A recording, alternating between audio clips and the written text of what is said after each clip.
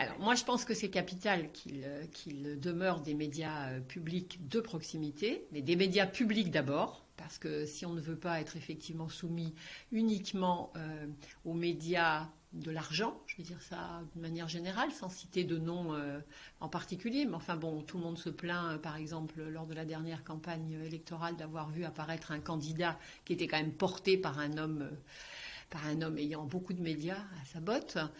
S'il n'y a pas des médias publics qui contrebalancent le pouvoir privé et le pouvoir de l'argent, alors nous n'aurons pas une information fiable et de qualité.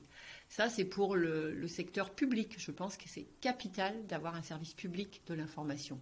Alors, tous médias confondus, radio, télévision, etc.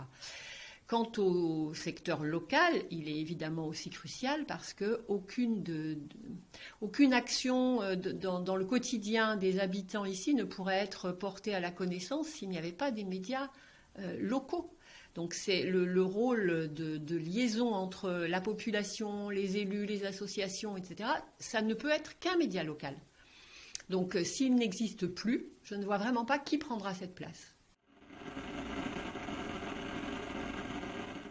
Alors, vous citez d'abord deux médias locaux, Ouest France et Presse Océan, dont tout le monde sait, ou peut-être tout le monde ne sait pas, qu'ils appartiennent au même groupe. Donc, on peut déjà se poser des questions sur la pluralité de l'information. Pour moi, le service public, mais je généralise, un service public, c'est indispensable, que ce soit dans le secteur de l'information, dans le secteur de la santé, dans le secteur de l'éducation. Or, on voit bien que les attaques qui sont menées là, aujourd'hui, contre le secteur de l'information, sont les mêmes, elles ressortissent de la même philosophie. On attaque les services publics au motif que le privé ferait forcément mieux, moins cher, plus efficace. Non, il ne fait ni mieux, ni moins cher, ni plus efficace, ni plus objectif.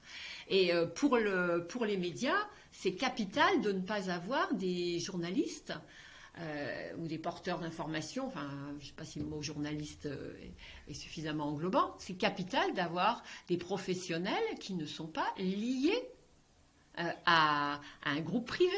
Enfin, pour moi, c'est tellement évident. Alors, je sais que ça n'est pas dans la mouvance actuelle. C'est un peu comme si on me disait que l'école publique, on n'en a plus besoin et que les écoles seront toutes privées demain et que chaque parent choisira son école privée. Mais qu'est-ce que c'est que cette société ? Moi, je ne veux pas de cette société. Donc, je veux des services publics forts.